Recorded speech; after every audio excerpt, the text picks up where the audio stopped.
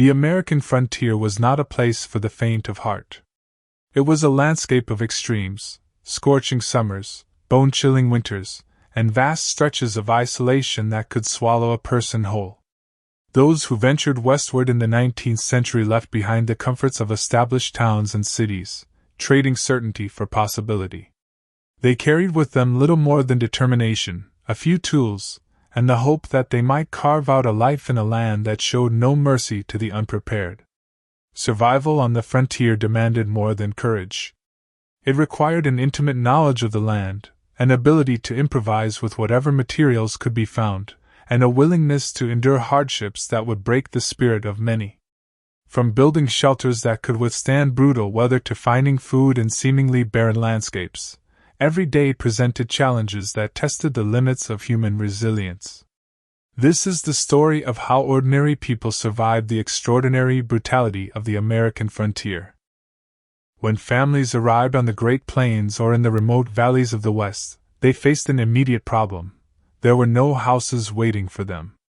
The vast grasslands offered little timber, and the rocky mountain foothills, while rich in trees, demanded backbreaking labor to fell and prepare logs. The first nights were often spent in covered wagons or makeshift tents, but these provided scant protection against the elements.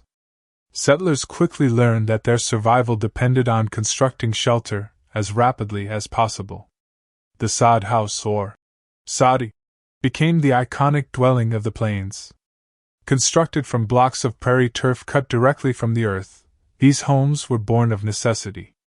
Settlers would mark out rectangles in the thick grass, then use a special plow to cut through the dense root systems that held the soil together. Each brick of sod weighed about 50 pounds and measured roughly 3 feet long, 1 foot wide, and 4 inches thick. The bricks were stacked like masonry, with the grass side down, creating walls that could be 2 to 3 feet thick. These earthen homes possessed unexpected qualities. The thick sod walls provided excellent insulation, keeping interiors cool during the blistering summer months and surprisingly warm when winter winds howled across the plains. A well-built soddy could last 7 to 10 years before the roof began to sag or the walls started to crumble. However, life inside was far from comfortable. The roofs, typically made of sod laid over wooden beams or brush, leaked during rainstorms, turning floors into mud pits. Snakes, mice, and insects found the walls to be ideal habitat, often dropping from the ceiling onto beds or into cooking pots. Families hung sheets of muslin beneath the ceiling to catch falling debris, a practice that became so common it was considered standard procedure rather than a luxury. In forested regions, log cabins offered a sturdier alternative, though they required significantly more labor. A single-room cabin measuring roughly 16 by 20 feet might require 80 to 100 logs, each needing to be felled, stripped of branches, and hewn flat on at least 2 sides. Notching the corners demanded skill. Poorly fitted logs created gaps that allowed wind and cold to penetrate. Settlers chinked these spaces with a mixture of mud, moss, and grass, though this seal required constant maintenance as it dried and cracked. The absence of windows in many frontier homes was not merely a matter of lacking glass. Open windows invited insects, weather, and potential threats. When windows were included, they were small and covered with oiled paper or thin animal hides that allowed some light while maintaining a degree of insulation. The single door was often the only opening, and it faced south when possible, to capture whatever warmth the sun might provide. Fireplaces presented another challenge. Building a chimney from stone required both materials and skill that many settlers lacked. Some constructed chimneys from sticks and clay, a dangerous practice, as these frequently caught fire. Others simply cut a hole in the roof and let smoke escape as it would, accepting the perpetual haze that filled their homes. The fireplace was not merely a source of warmth, it was the center of domestic life, used for cooking, heating water, and providing light during long winter evenings. Despite these hardships, settlers took pride in their dwellings. A sturdy roof overhead represented a victory against a landscape that seemed determined to reject human presence. Women often whitewashed interior walls with a mixture of clay and water, attempting to brighten the dim interiors. Families hung curtains made from flour sacks and placed treasured items, a clock, a Bible, a photograph, on rough-hewn shelves. These small gestures transformed survival shelters into homes, spaces where life could continue even when the world outside proved inhospitable. The shelter a family built often determined whether they would survive their first year on the frontier. Those who arrived too late in the season to construct adequate housing before winter set in faced grim prospects. Many spent their first months living in hillside dugouts, caves excavated into the sides of ravines or stream banks, with perhaps a wall of sod bricks closing off the entrance. These dwellings were damp, dark, and cramped, but they offered protection from the wind and cold. Some families emerged from their dugouts in spring, ready to build proper homes. Others did not emerge at all. The frontier offered no grocery stores, no markets where families could purchase supplies when their own provisions ran low. Survival required a constant effort to locate, harvest, and preserve food, an endless cycle that dominated the lives of settlers. Those who came west brought barrels of flour, cornmeal, salt pork, and dried beans, but these supplies diminished quickly. Within months, families had to rely on what the land provided and what their own labor could produce. Hunting provided crucial protein, though game was less abundant than many settlers anticipated. The great bison herds that once darkened the plains were already in decline by the mid-1800s, systematically slaughtered by professional hunters who left carcasses rotting in the sun after taking only the hides. Deer, elk, and antelope existed in healthy numbers in some regions, but they were wary creatures that required skill and patience to hunt successfully.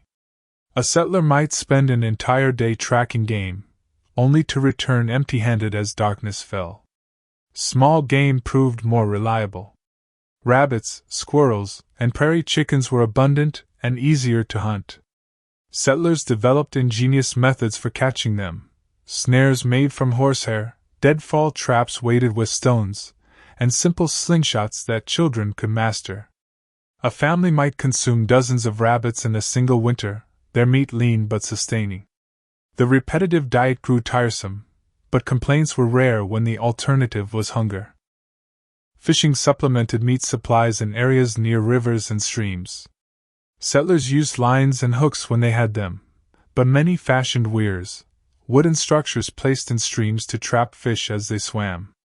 Others discovered that certain plants, when crushed and thrown into small pools, would temporarily stun fish, causing them to float to the surface where they could be easily collected. This practice, while effective, required knowledge of which plants possessed the necessary properties, information often learned from Native American tribes or through trial and error. Gardens were essential but difficult to maintain.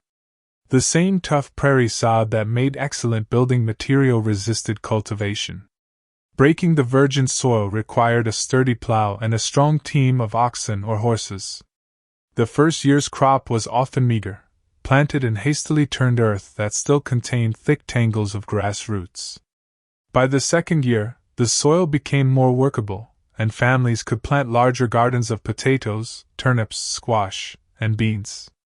These crops stored well and provided sustenance through the winter months. Corn thrived in many frontier regions and became a staple crop. It could be ground into meal for bread, boiled into porridge, or fed to livestock. Every part of the plant served a purpose. The husks stuffed mattresses, the cobs burned as fuel when wood was scarce, and the dried stalks provided winter fodder for animals. A successful corn harvest meant the difference between comfort and hardship during the long winter ahead. Preserving food was as critical as obtaining it. Without refrigeration, meat spoiled quickly, especially during summer months. Settlers developed numerous preservation techniques, many adapted from methods used for generations in Europe and the eastern states. Smoking meat over low fires infused it with flavors from hickory, apple, or mesquite wood while the smoke and heat prevented bacterial growth. Properly smoked meat could last for months when hung in a cool, dry place. Salting was another common preservation method. Fresh meat was packed in layers of salt, which drew out moisture and created an environment hostile to spoilage. Salt was precious on the frontier, often carried long distances at considerable expense. Some fortunate settlers lived near natural salt deposits or salt springs, where they could harvest this vital mineral themselves. Others bartered for it, trading eggs, butter, or labor in exchange for a few precious pounds. Drying proved effective for both meat and vegetables. Thin strips of venison or beef were hung on racks in the sun or near the fire, slowly dehydrating until they became hard and leathery. This jerky was lightweight, portable, and nearly imperishable. Women sliced apples, pumpkins, and beans into thin pieces and dried them on rooftops or draped over bushes, creating concentrated foods that could be reconstituted in water when needed. Root cellars provided cool storage for vegetables. Dug deep into the earth, these underground chambers maintained relatively constant temperatures even as the weather above swung between extremes. Potatoes, carrots, turnips, and onions lasted for months when stored in bins of sand or straw. Some settlers dug their cellars directly beneath their homes, accessing them through a trapdoor in the floor. Others constructed separate structures, mounding earth over wooden frames to create insulated storage spaces. Wild foods supplemented cultivated crops. Settlers learned which plants were edible, often guided by Native American knowledge or through careful observation of what animals consumed. Wild onions, dandelion greens, and various berries provided variety and essential nutrients. Some plants, like cattails, offered multiple edible parts. The roots could be dried and ground into flour, while the shoots tasted similar to asparagus. However, foraging required caution. The frontier contained poisonous plants that resembled edible ones, and mistaken identification could prove fatal. Water was life on the frontier, yet finding clean, reliable sources proved surprisingly difficult. Settlers who claimed land near rivers or streams held a significant advantage, though even these water sources carried risks. Upstream activities, whether mining operations that released mercury and other toxins, or simply other settlements disposing of waste, could contaminate the water downstream. Still, moving water was generally safer than stagnant pools, which bred mosquitoes and harbored bacteria. Most settlers needed to dig wells, a process that ranged from relatively simple to extraordinarily dangerous depending on the depth required and the composition of the soil. In areas with high water tables, a well might reach water at 10 or 15 feet. In arid regions, water might lie 50, 80, or even over 100 feet below the surface. Digging began with a narrow shaft, just wide enough for a man to stand and work with a shovel. As the hole deepened, the digger stood on a platform suspended by ropes, filling buckets with soil that others hauled to the surface. The deeper the well, the greater the dangers. Cave-ins could bury a worker in seconds, suffocating him before rescuers could dig him out. Pockets of noxious gas sometimes accumulated at depth, odorless, colorless, and deadly. A worker who descended into such a pocket would collapse without warning. Wise diggers lowered a lit candle before descending. If the flame went out, the well needed to be aired out before anyone entered. Even with precautions, well digging claimed lives with grim regularity. Once completed, wells required maintenance. Wooden frames lined the shaft to prevent collapse, but these rotted over time and needed replacement. Pumps broke, ropes frayed, and pulleys failed. During droughts, wells that had reliably produced water for years suddenly ran dry, forcing families to haul water from distant sources or dig deeper. The constant labor of maintaining a water supply was simply accepted as part of frontier life. When wells failed and streams dried up, settlers had to transport water from wherever it could be found. This might mean daily trips of several miles, carrying barrels and wagons or buckets suspended from yokes across the shoulders. Water was used sparingly. A single bucket might serve for cooking, washing dishes, and personal hygiene, used and reused until it became too dirty to continue. Laundry was done infrequently, and baths were rare luxuries. The lack of clean water and basic sanitation contributed to the constant threat of disease. Medical knowledge in the mid-1800s was rudimentary at best, and doctors were scarce on the frontier. Many settlements had no trained physician within 100 miles. Families relied on home remedies, folk wisdom passed down through generations, and simple prayers when illness struck. Common ailments could prove fatal without proper treatment. A simple cut or scratch might become infected, leading to blood poisoning that could kill within days. Fevers, whether from influenza, typhoid, or other infections, raged through families and communities, leaving coffins in their wake. Children were particularly vulnerable. Infant mortality rates on the frontier were staggering, with many families losing multiple children before they reached their 5th birthdays. Settlers treated illnesses with whatever materials they had available. Willow bark tea reduced fevers and pain. It contained salicylic acid, the active ingredient in modern aspirin, though settlers knew only that it worked. Poultices made from bread and milk drew out infections from wounds.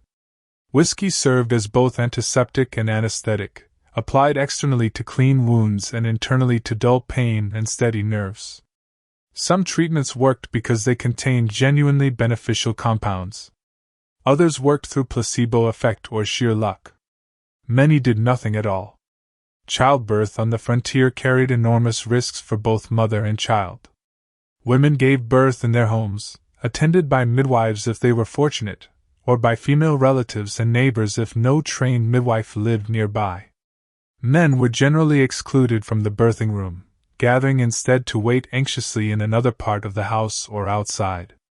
Complications during delivery could turn fatal quickly, with no surgical options available and no way to stop hemorrhaging beyond pressure and prayer. Midwives possessed knowledge accumulated over lifetimes of attending births.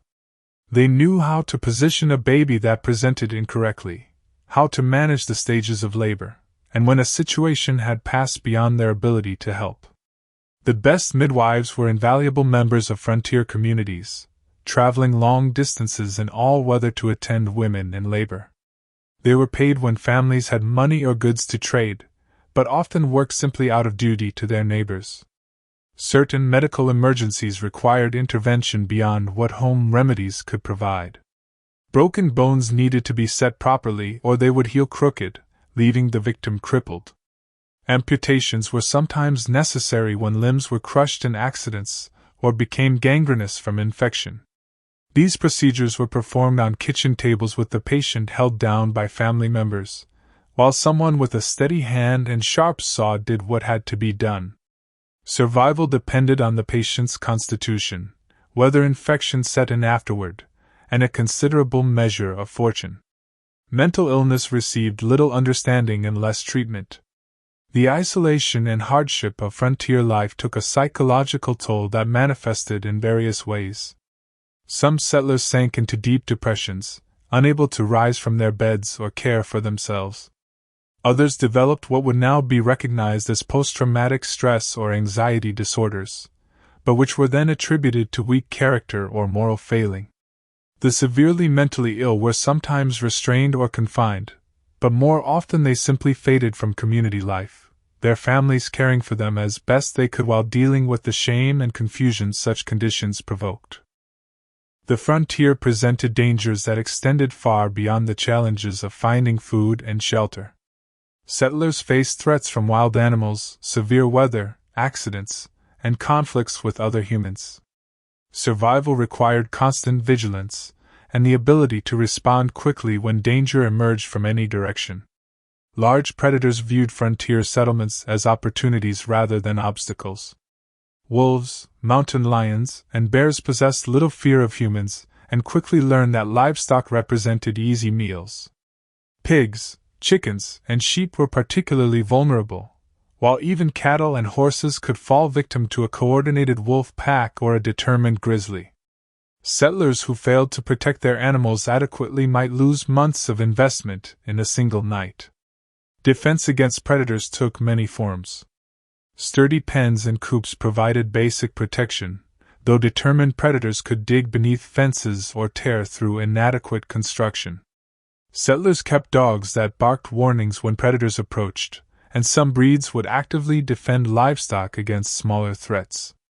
At night, animals were locked in barns or brought close to the house where human presence might deter attacks. When prevention failed, settlers had to hunt down predators before they caused further damage.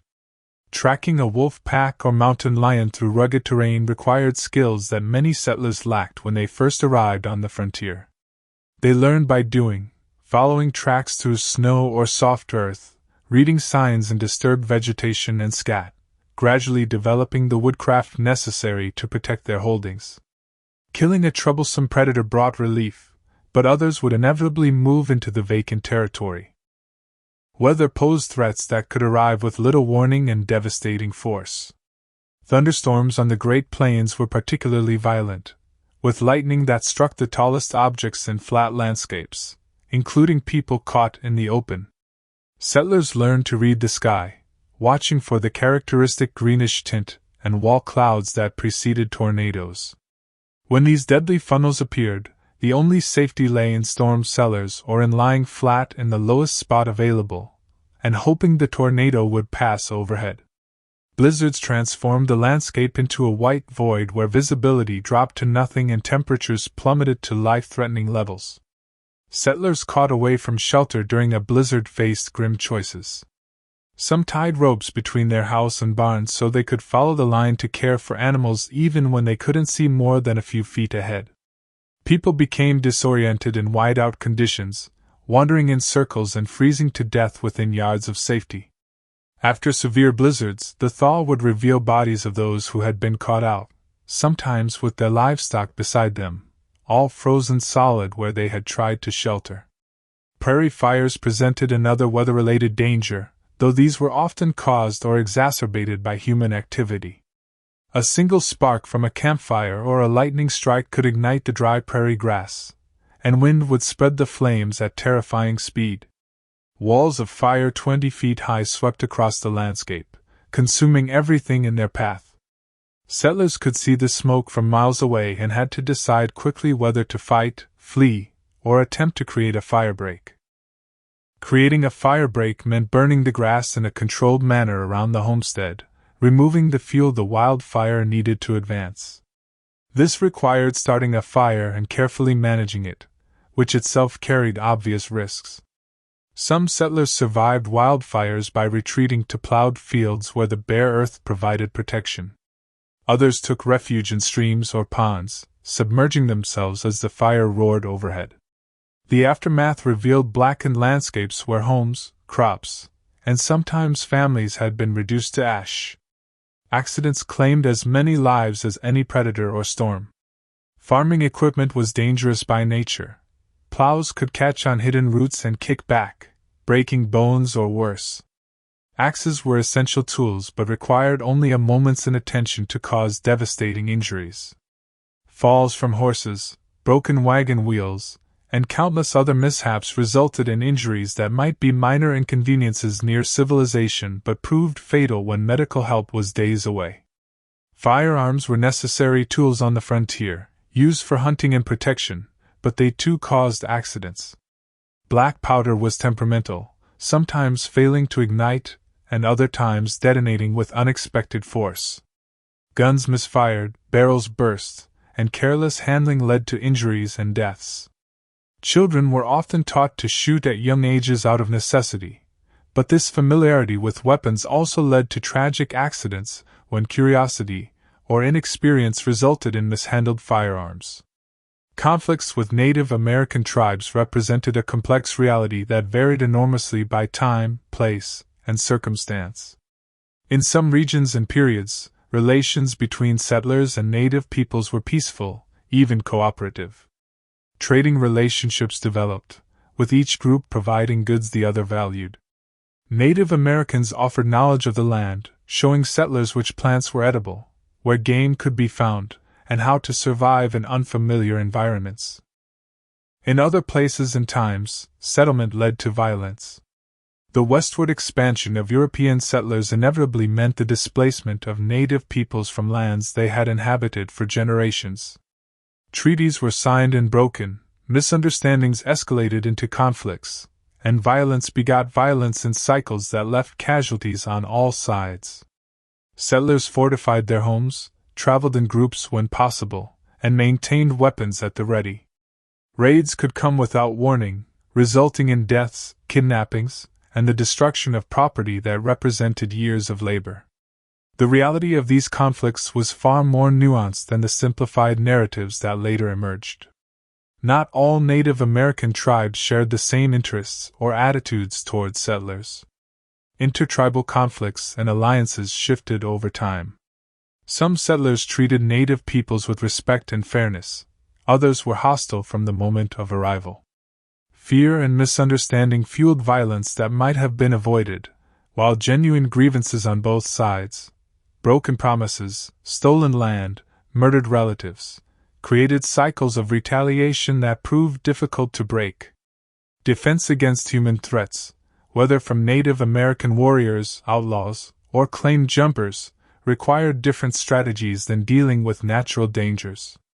Settlers built their homes with defense in mind when possible, placing windows to provide clear fields of fire and constructing shutters that could be barred against attack. Some communities built stockades or small forts where families could gather during times of heightened danger. The isolation of frontier life meant that help was unlikely to arrive quickly when trouble began. Settlers had to be prepared to defend themselves for hours or even days until reinforcements arrived, if they arrived at all. This self-reliance shaped frontier culture, creating communities bound by mutual dependence and shared danger. No one survived the frontier alone. Despite the isolation that characterized much of frontier life, with homesteads separated by miles of empty land, settlers depended on their communities in countless ways. The networks of mutual support that developed were not merely social niceties but essential survival mechanisms that determined who would endure and who would fail. Barn raisings exemplified frontier cooperation. Constructing a barn was beyond the capability of a single family. The massive timbers required multiple people to lift into place, and the roof demanded skilled hands working in coordination. When a family needed a barn built, neighbors would arrive from homesteads scattered across the region, sometimes traveling for hours to reach the work site. Men brought their tools and skills, while women prepared food to feed the workers. These gatherings transformed grueling labor into social events. A barn could be raised in a single day when enough hands gathered to help, accompanied by conversation, laughter, and often music once the work was complete. Young people used these occasions to meet potential spouses from distant homesteads, while older folks exchanged news and gossip. The family whose barn was being raised provided meals and hospitality, knowing that they would reciprocate when their neighbors required assistance. Harvest time brought similar cooperation.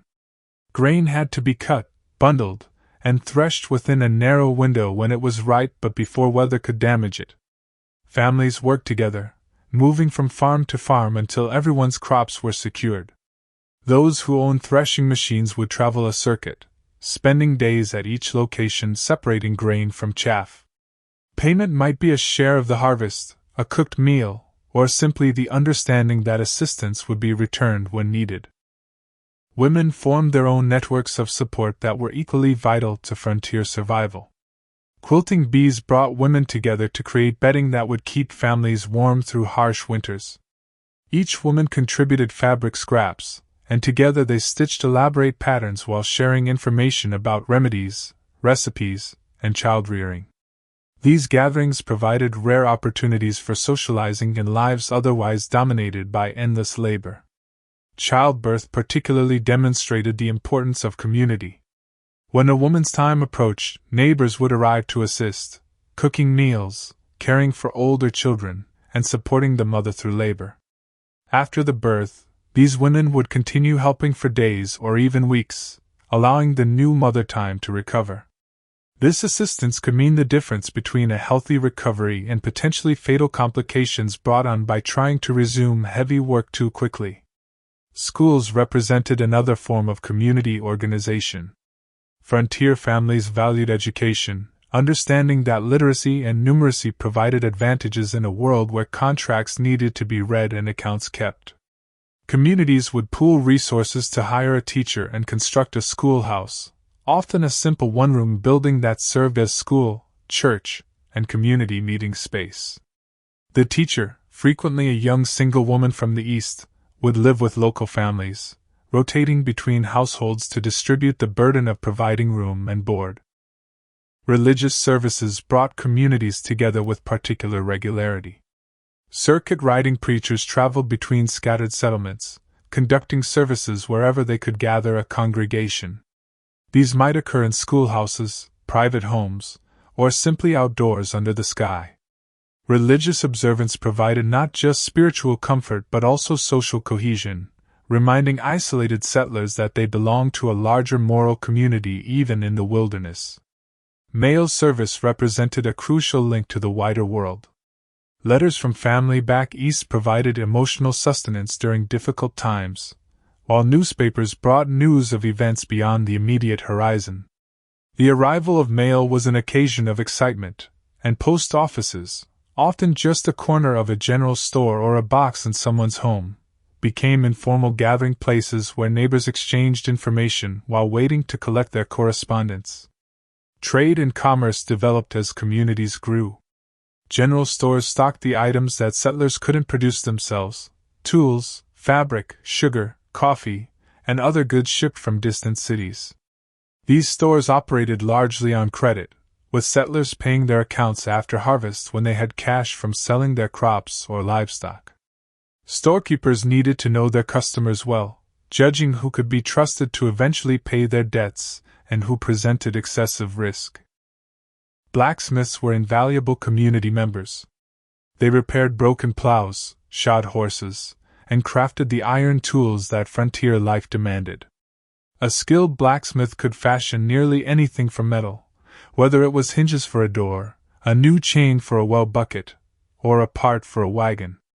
Their forges became gathering places where men congregated while waiting for repairs, exchanging news and discussing community affairs. Conflicts inevitably arose in frontier communities. Disputes over land boundaries, water rights, wandering livestock, and countless other issues required resolution. In the absence of formal legal systems, communities developed their own methods of justice. Respected community members might serve as informal judges, hearing both sides of a dispute and rendering decisions that carried moral authority if not legal force. Serious crimes, theft, assault, murder, presented greater challenges and sometimes resulted in vigilante justice when no official law enforcement existed. The harsh realities of frontier life created a particular kind of social order. Individualism was valued and necessary, but pure selfishness threatened community survival. Families that refused to help neighbors in need might find themselves isolated when they required assistance. Conversely, those who contributed to community welfare built networks of reciprocal obligation that provided security in uncertain times. Children grew up quickly on the frontier. By age 7 or 8, they performed meaningful work, caring for younger siblings, tending animals, helping with crops, and learning the skills they would need as adults. Play existed but was often integrated with labor. Children might compete to see who could husk corn fastest or make games of gathering eggs. The line between childhood and adulthood blurred earlier than in settled regions, with teenagers taking on responsibilities that would be considered adult work in later eras. Despite the hardships, or perhaps because of them, frontier communities developed distinct cultures characterized by resilience, mutual dependence, and a pragmatic approach to solving problems. Stories were important, tales of narrow escapes, unusual events, and the exploits of colorful characters provided entertainment and transmitted practical wisdom. Songs and music offered respite from labor and connected settlers to cultural traditions from wherever they had originated. The passing of seasons marked time more than calendars. Spring meant planting and birth, summer brought long days of work, autumn was harvest time, and winter demanded endurance. Each season presented its own challenges and rewards, and communities that survived several complete cycles together developed bonds forged through shared struggle and celebration. The American frontier tested every person who ventured into its vastness. Survival demanded more than physical strength or individual determination. It required adaptability, knowledge accumulated through hard experience, and the willingness to depend on others even while maintaining fierce independence. The men, women, and children who built lives in this harsh landscape did not always succeed. Graves scattered across the plains and mountains marked the dreams that ended in failure, the families that could not endure, the individuals who fell to disease, accident, or violence. Yet those who survived created something remarkable. From the most basic materials, with minimal resources and no guarantee of success, they established communities that would eventually grow into towns and cities. They learned to read the land and the weather, to coax crops from resistant soil, to protect themselves and their neighbors from the countless threats that surrounded them. Their stories of resilience, cooperation, and sheer stubborn persistence in the face of overwhelming challenges continue to resonate, reminding us that human beings possess extraordinary capacity to adapt and endure when necessity demands it. The brutal reality of the frontier shaped those who lived through it, just as they shaped the land through their labor. In the quiet darkness of a sod house, in the warmth of a community gathering, in the daily struggles and small victories, the frontier experience created a legacy that extends far beyond the historical period itself. It speaks to fundamental questions about what people need to survive, what they're willing to sacrifice for a better future, and how communities form in the spaces between isolation and interdependence. As the wind moves across the empty places where homesteads once stood, the lessons of the frontier remain, testament to the human ability to survive, and sometimes even thrive, in the most challenging of circumstances.